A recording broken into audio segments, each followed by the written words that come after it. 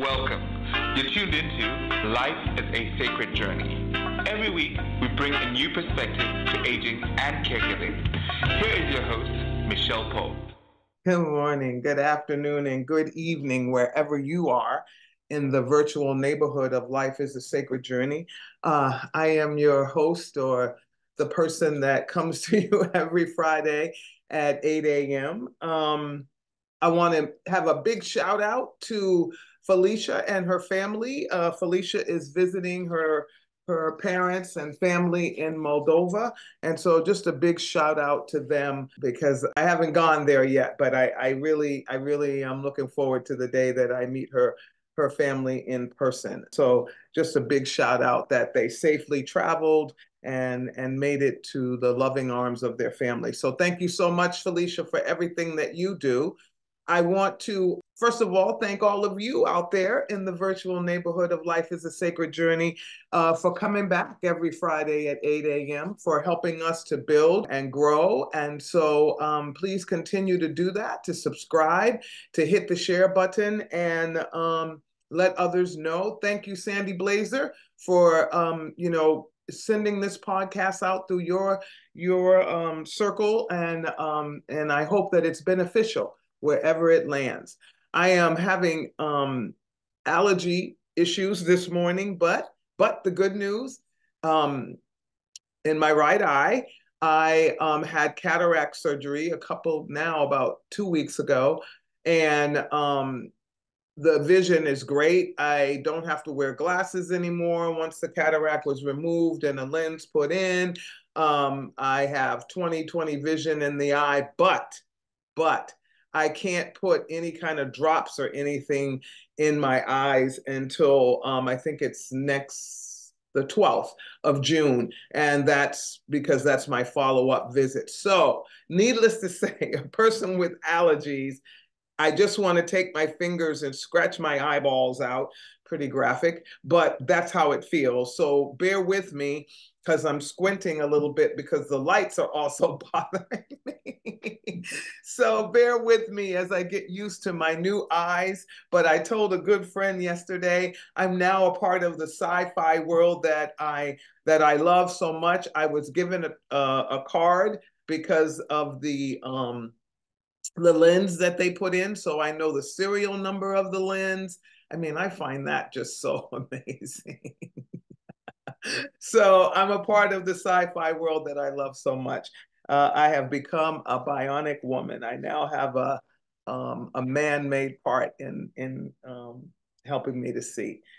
So this morning I wanted to talk about two things. Over the last, oh my gosh, I guess 3 to 6, 7, 9, whatever months, I've been intimately involved with a group called Respite for All, and really, learning from their respite models, most of them in United Methodist churches across the South area, and now building up through the North Corridor.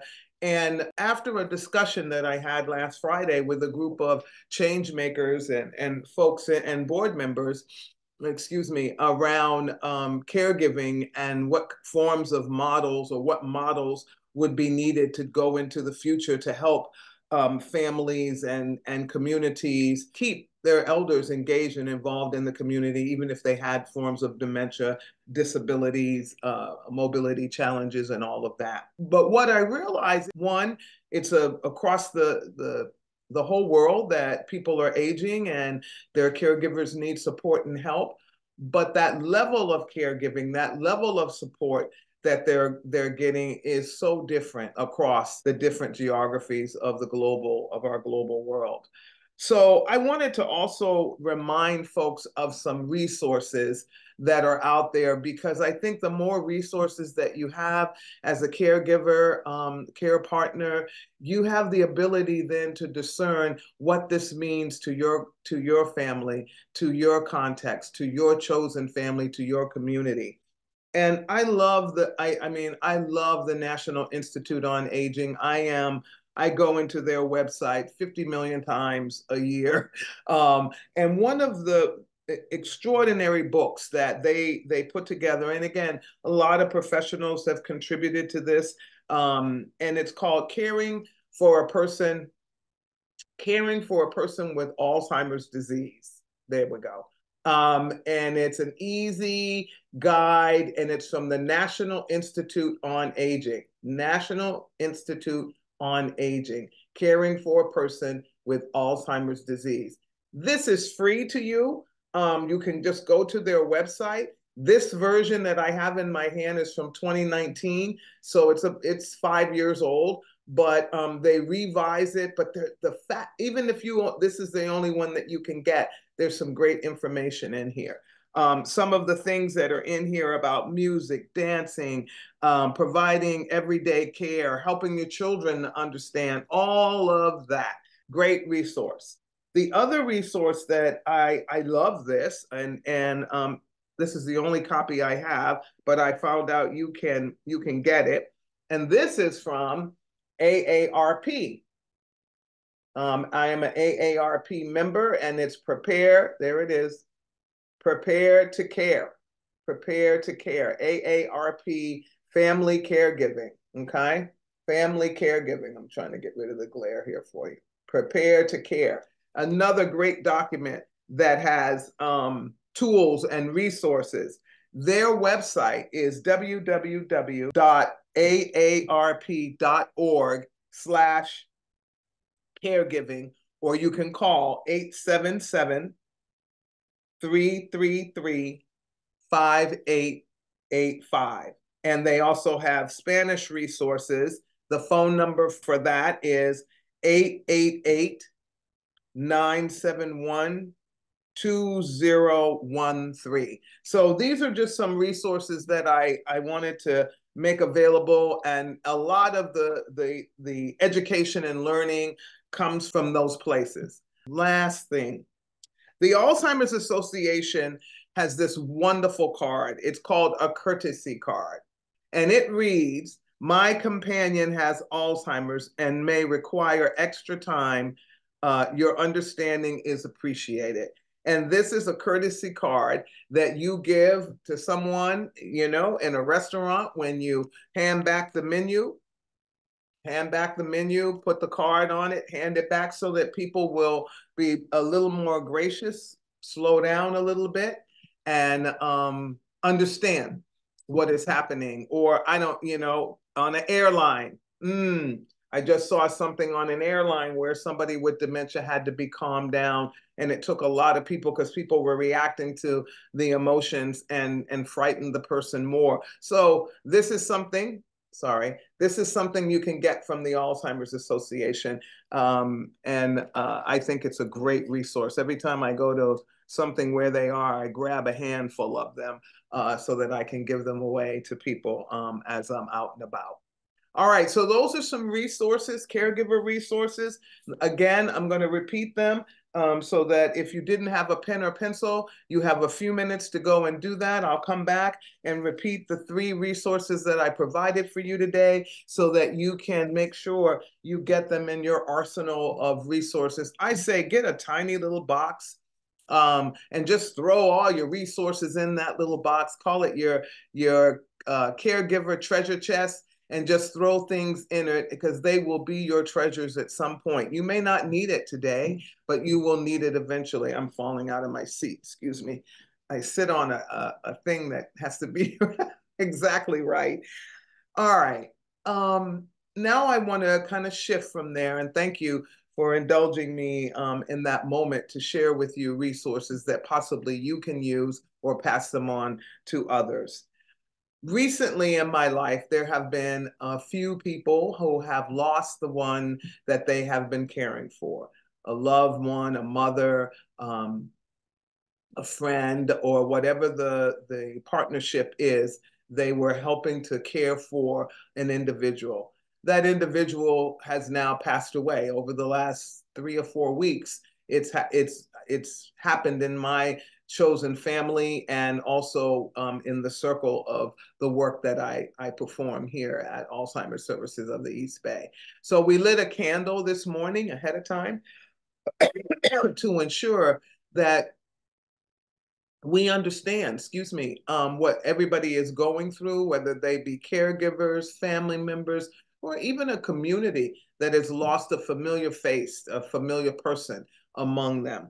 So what I decided to do today for not too long, and then we'll close out on a good note, on a note that is a little more uplifting. But I also think, again, one of those tools that we have to prepare ourselves for is for when we're no longer caregiving, when we're no longer on high alert, and to give ourselves the grace that we need to understand that it's going to take a minute. Right? Because one, if it's been Alzheimer's or dementia, you've been grieving that person, the loss of that individual for a really long time, because as they lost certain patterns of their behavior or their understanding of their relationship with you, your relationship with them changed. And so when your loved one, the loved one that you're caring for dies, what are some of the things that you want to think about? First, you want to take a deep breath and rest. I pulled a couple of articles here, and from this article, it's called Next Avenue. The author is Christine Kevorkian. She PhD, and it's an article on caregiving, and the advice that was given was really stellar. One of these things is prepare for the unwelcome feelings. I thought that was so amazing that all this time in a caregiving relationship, you've had to modulate your feelings. You've had to meet that person where they are. You've had to sometimes even mask, feeling disappointed, grief yourself, anger. Nothing says that you don't get angry in the caregiving relationship, and so you should, because some of those situations that occur create anger. Being an advocate for that person 24/7, making sure they have and are treated with dignity and respect. So it just says, breathe, let go, realize that journey, that part of your life is come to an end.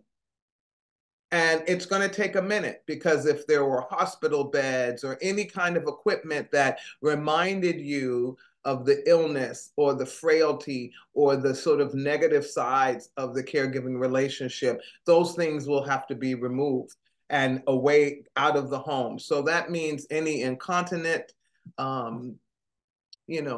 depends, and incontinent material, the things that we put on the bed, the chucks, anything, medications, getting those back to a pharmacy where they can be disposed of properly. Don't throw them in the trash, and please don't flush them down the toilet. A lot of people, back in the day, we used to see that in movies and things, but no, don't flush it down the toilet. Just take it back to the pharmacy, to make a record of it, take a photo, what you dropped off, so you know what you did, and then take another rest. So do things in spurts. Don't try to get it all done like me. I like to, I'm gonna get it all done, because that's my personality. But value the sacredness of every moment. Don't push your emotions too far, and allow yourself to breathe in between all of that. Don't stop breathing. Go for walks. Have moments of fond memory if you can, because not all again, my allergies. Not all caregiving relationships are positive ones, even from the beginning to the end, and even prior to. Maybe it was a shattered and relationship that you're the only person left to be the caregiver. And so you have to deal with a lot when that person passes away. So deal with the mixed feelings, understand them, understand that just is another slice of your life that's moved on, and that you will have a moment where it's going to be great for you to discern or to think about the wisdom that has come out of your experience. You may want to share it with others. You may not. You may want to write it down. You may not. But it's in phases. It's just like you became a caregiver in phases. You also move out of that relationship in phases. And this can happen if the person is placed in a board and care and assisted living, any of those places. It can happen at that time too, because if the person was with you 24/7 and all of a sudden they're not, there's a grieving process that takes place at that time as well. So just know, take care of your mixed feelings around that, and it's okay to have them, whatever they may be. Allow others to walk with you. Grief groups, there's grief groups, I know, all around, and look for them, and don't be afraid to go to one and say, this is not for me, and go to another one and another one till you find the environment and the personalities in that group that you feel most comfortable and safe with. But a grief group is good, and now they even have them online. You want to be careful with online stuff always, and choose grief groups that maybe are sponsored by someone, so that your confidentiality is not breached in any way, shape, or form. But yeah, grief groups are good if you can afford or have insurance that covers counseling, which a lot of times they do for grief.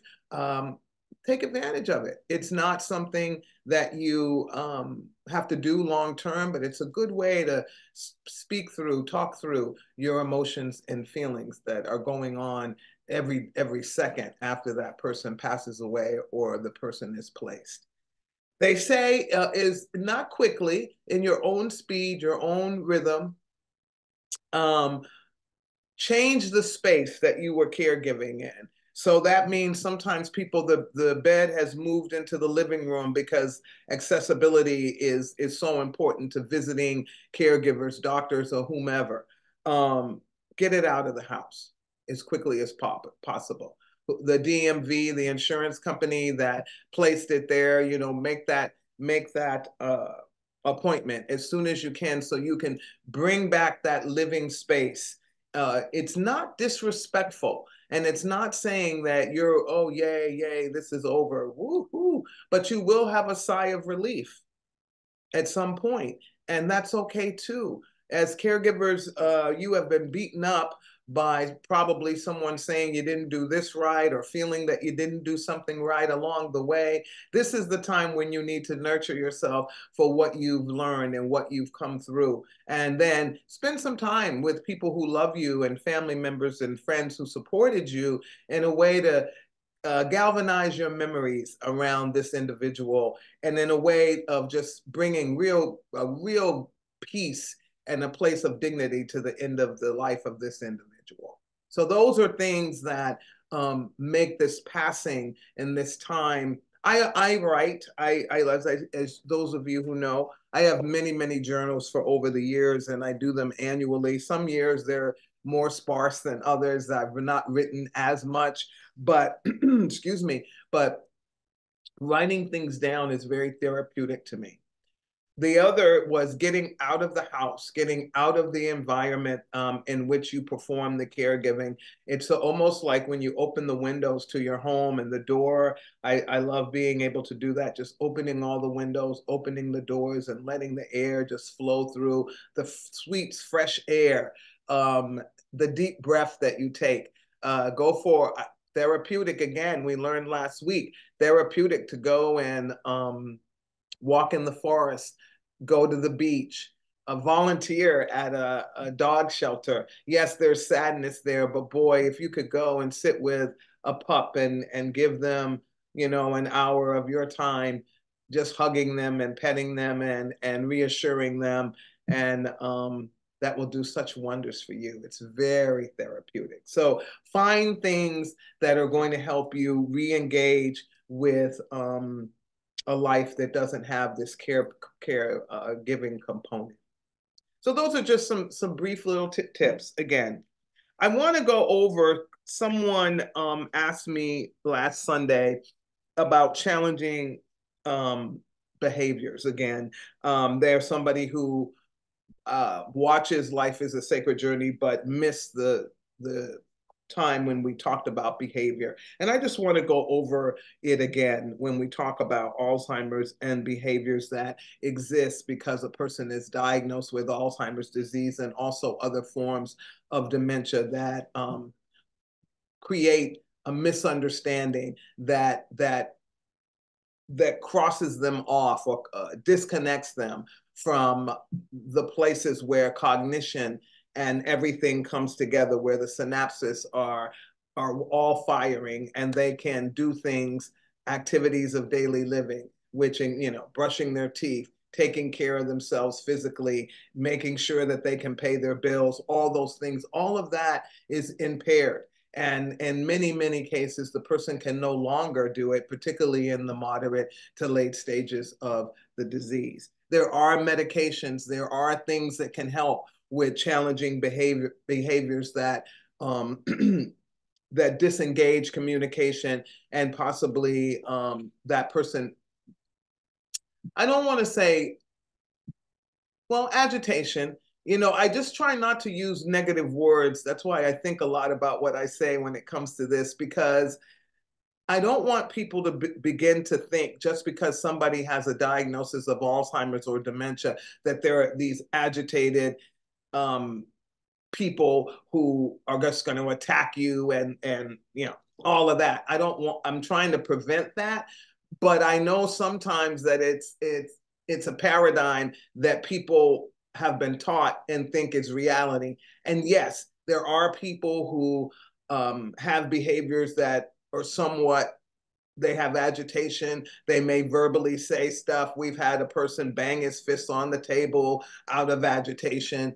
But usually when we look at the circumstance or what was happening, it's a miscommunication because the person without the dementia is trying to get something across to somebody who can't get that information. It's not quite getting in there right, and they don't understand. And so they're reacting to the verbalization of this person, and now I don't understand it, so now it's becoming an annoyance. It's like if somebody here's an example. If somebody keeps playing the same song over and over again, that one time I lived in an apartment, I don't know what happened, but this song just kept playing over and over again in an apartment down the hall. It drove me crazy. Now, the first 3 or 4 times I was into it, but by the 20th time, I was not into it. So, and even somebody across the alley screamed, turn that off. It's like, oh, I'm sorry. So again, it's a matter of who you are. For the person that was in that apartment playing that song over and over again, it didn't annoy them. But for those of us that weren't engaged with the memories of that song, the story of that song for that person, it was an annoyance by the time it played the 4th time. It's just like, okay, 2 times I get replay, but not 20 times or whatever, because it was going for a minute. Not like for an hour, but for at least a good 30 minutes. And that's too long. I mean, back in the disco days, the record itself was that long. But now, no, we don't want to hear it that long. It's the same thing. It becomes an annoyance when something is being repeated at you to try to get you to understand. And so therefore, once the person gets emotional around it, the dementia it's worse. They have the ability not to understand. And we have to slow down, create a tone of engagement tone, a tone that doesn't seem like it's telling somebody what to do so that they feel like they have to grab back their autonomy. You want to meet them where they are.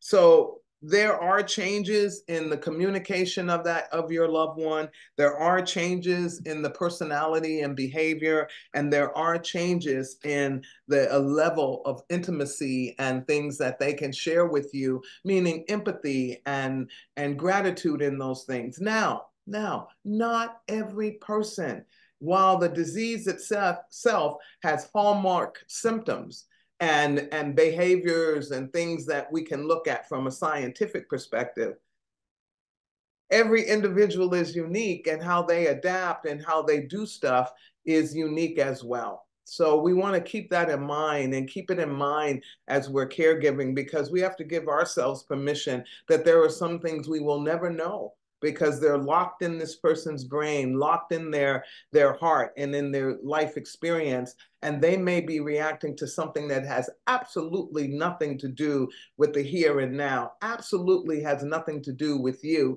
but a memory that they may be locked in, or an experience or an emotion or a feeling that they may be locked in. We have a participant here that at a certain time of day gets very weepy, and music and dancing and all this joyful stuff could be going on around this individual, but they still get weepy at this particular time of the day. So rather, we tried to figure out what it was, but because the person is unable to verbalize it, for us to understand how to help, we just try to share warmth, connection, love, patience, and we try to heighten the level of peace for that individual during their time, when we know. Now we know it's going to happen, so we're ahead of it to try to help them cope, excuse me, through that moment of grief, or whatever it is that's causing the weepiness. You want to be able, again, to understand that the experience of not being able to express yourself or finding words that people will understand, or meet you halfway, can be really difficult and hard. You have to understand that also, the frustration comes from, the fact that this communication is no longer working, and it can come from both sides. And so what we want to do as we finish up in these next few minutes, we want to show a warm and loving, matter-of-fact manner about everything. We don't over want it. We don't want to get emotional and get into it and make it a big deal. We want to be matter-of-fact about, what they're experiencing. Get in the moment with them. You want to hold the person's hand when you talk to them. When you hold a person's hand with dementia, it helps them to connect with you. Hold their hand, get eye contact, lean in so that they know that you're wanting to have this communication, this experience with them. Be open to that, whatever they're going to say, even if it's word salad and you have no understanding of what they're saying. Pay attention to the emotion. Pay attention to the fact that they're trying to communicate. You can always nod your head. You don't have to tell them you don't understand. You don't have to become a news reporter asking a lot of questions. Just be in that moment. Just let them talk.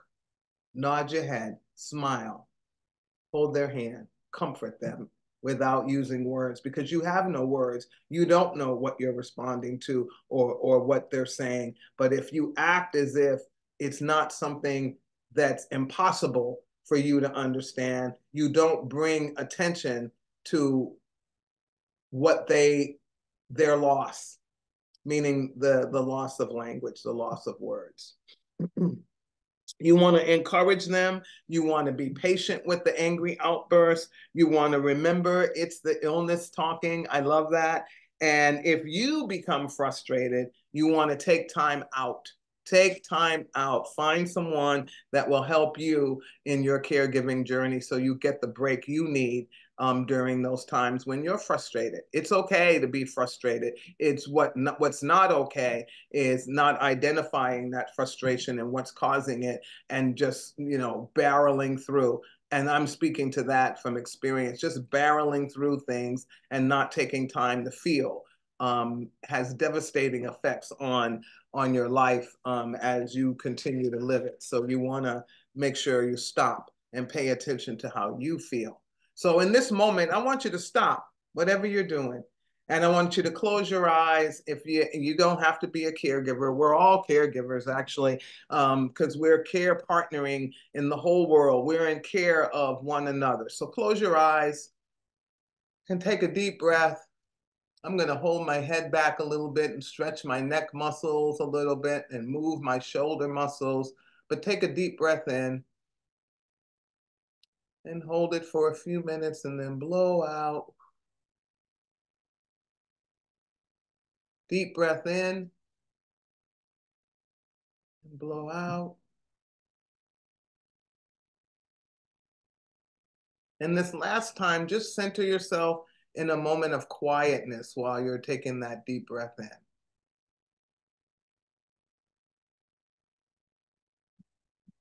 And blow out. Move your shoulders around a little bit. Open your eyes and prepare yourself for what I hope is a wonderful weekend. Again, those resources, excuse me, these allergies. Caring for persons with Alzheimer's disease from the National Institute on Aging, easy to find. Prepare to Care Family Caregiver Resource Manual from AARP, their family caregiving arm. Go to their website. They have great resources there. The courtesy card from the Alzheimer's Association that alerts people when you're traveling or whatever, hand them the card so they're aware of how to partner with you and your loved one. And those are the resources that this morning on Life is a Sacred Journey we want to share with you. As you prepare for the weekend, it's supposed to be beautiful weather here in California. Get out and about, connect with other people. Make sure you do something that just lifts your spirit up and makes you smile, makes you sing, maybe makes you skip. I want to tell you something that's happening real quick. Every Thursday, as you know, we call it Thursdays with Nora. I spend Thursdays with my granddaughter, and a part of the time, almost 80%, 89% of the time, I'm on the floor on her play mat, and we're doing stuff and crawling around and whatever. I want to tell you what's happening, and I looked it up because you know how I am. Because I'm constantly crawling around and lifting, getting up off the floor, bending down and lifting her up, all with ease and no pulling, just, lifting her and everything. My core strength is getting so much stronger. And I have a history of sciatic and back pain and all of that kind of thing. I'm not telling you that it's gone all away, but I have less severe episodes. And when I looked it up, it did say that getting up and down off the floor is a great balancing and back strengthening thing to do. So all of you out there, just get down on the floor, sit on the floor for a little bit, roll your hips from left to right, and then get up, do it maybe once or twice a day, and you will find the benefits of that. So I'm just telling you that, how happy I am. I couldn't figure out what I was doing differently, and that ended up being what I was doing differently. So yay. So have a good weekend. And if you're somebody out there that is feeling sad, that's feeling lonely, that you're feeling unseen, and that you do not matter in this world, we want to reach out to you from Life is a Sacred Journey and say, reach out to 988. That is the hotline number for folks that need help in the moment, where you think that your existence, nobody will care and it doesn't matter. So reach out, 988, and give them a call and talk to the individual or individuals on the other line, and they will support you through this moment, this experience that you're having. Your life is worth living. Even in the darkest of moments, we can find people who will help us and support us. Just takes time. And though sometimes those moments become hours, days, and years, those dark moments. But when you make it to the other side, there is joy, there is friendship, there is camaraderie, there is fellowship, and there are people who care. So dial that number, 988, and live your sacred life, and don't let anybody get in the way of it by making you feel insignificant, small, and unseen. All right. Have a great weekend, everyone. Go out and pet a cat, pet a dog, hug a tree. Oh no, I'm thinking about the ocean a lot lately. Go to the ocean, take a ferry ride. That's what I'm thinking about. I found out I can get a senior card. I've been missing out on all the benefits of being over 55. Go out there and find all the benefits of being over 55 so you can do some fun things at a very low rate or at a discount. All right, friends, have a wonderful weekend. Thank you for joining us here on Life is a Sacred Journey. The change in the world is up to each and every one of us. It will not happen overnight, and it will not happen unless we are that change. So be well, take care of yourself, and love yourself. Really important. Peace.